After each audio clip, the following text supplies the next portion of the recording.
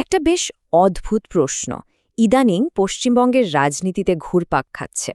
আচ্ছা, এমনটা কি হতে পারে যে মমতা বন্দ্যোপাধ্যায় আর তার দল তৃণমূল কংগ্রেস জাতীয় স্তরে যে বিজেপির এত বড় বিরোধী, সেই বিজেপিরই একটা প্রতিচ্ছবি হয়ে উঠেছে খোদ বাংলাতেই?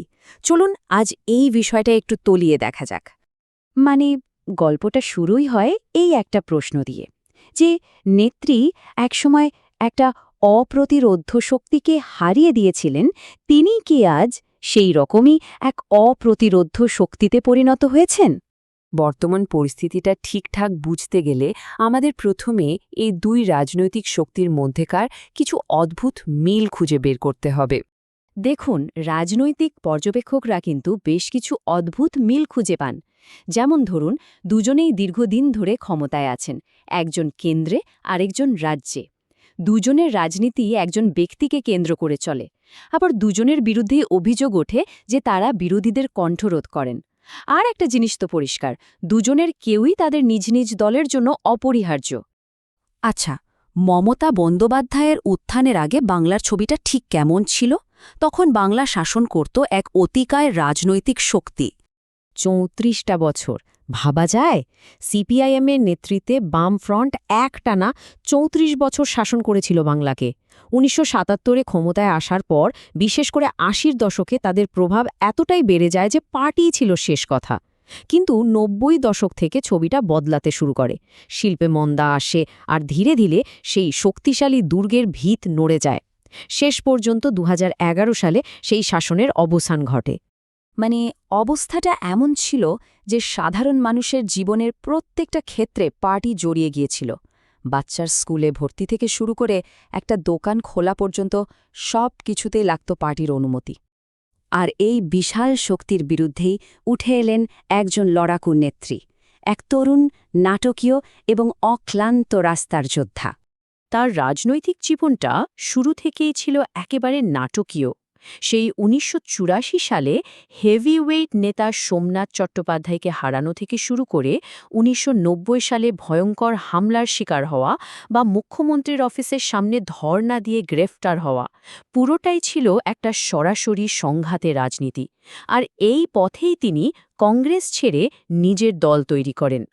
কিন্তু আসল মোড়টা এলো দুটো জায়গা থেকে।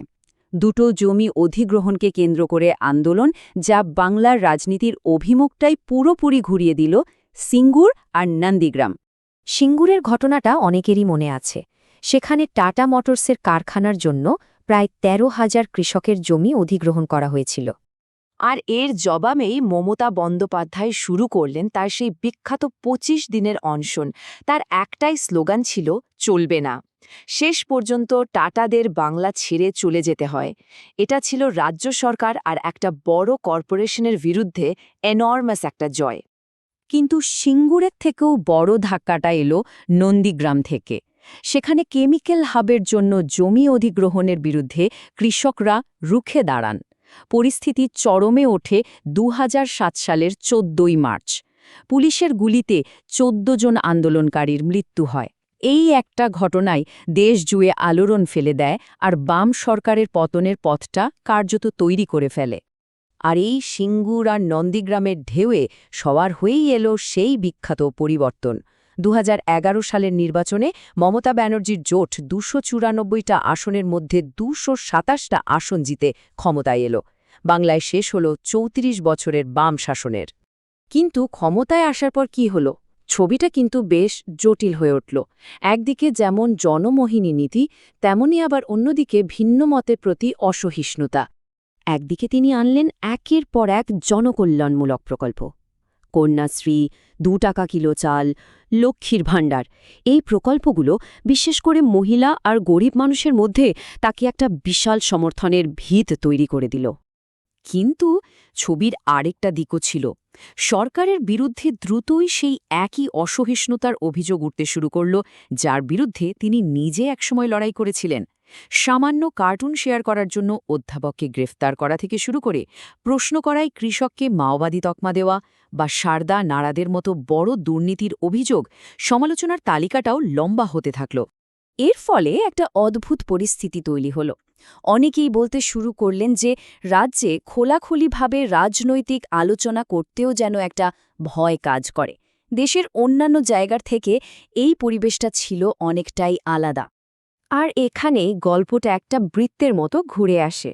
রাজনীতির চাকাটা আবার ঘোরে, আর এবার ময়দানে নামে এক নতুন প্রতিপক্ষ, যারা কিনা মমতারই পুরনো কৌশল তার বিরুদ্ধেই ব্যবহার করতে শুরু করে। বিজেপি, যারা একসময় বাংলায় প্রায় ছিলই না, তাদের ভোট বাড়ল হু হু করে। আর এই ভোটটা এলো কোথা থেকে? মূলত একসময়ের বাম আর কংগ্রেসের ভোট ব্যাংক ভেঙে বিজেপি নিজেদের জায়গা তৈরি করে নিল। আর সবথেকে মজার ব্যাপার কি জানেন? আজকে বিজেপি তৃণমূলের বিরুদ্ধে ঠিক সেই অভিযোগগুলোই করে যেগুলো একসময় তৃণমূল করত বামেদের বিরুদ্ধে। দুর্নীতি, চাকরি নেই, শিল্প নেই, নেতারা অহংকারী, মানুষের কথা শোনে না। আর সব শেষে সেই একই ডাক, পরিবর্তন চাই। এই কারণে অনেকে এখন এই কথাটা বলেন যে কেন্দ্রে বিজেপিকে নিয়ে যে সমালোচনা শোনা যায়, রাজ্যে তৃণমূলকে নিয়েও ঠিক সেই একই কথা ওঠে। আর তাই তাদের মতে তৃণমূল হল বাংলার বিজেপি। তাহলে শেষ পর্যন্ত প্রশ্নটা এটাই থেকে যায়, বাংলার রাজনীতিতে কি তাহলে শুধু পতাকার রংটাই বদলেছে, নাকি চরিত্রটা একই রয়ে গেছে? এটা একটা ভাবার বিষয়।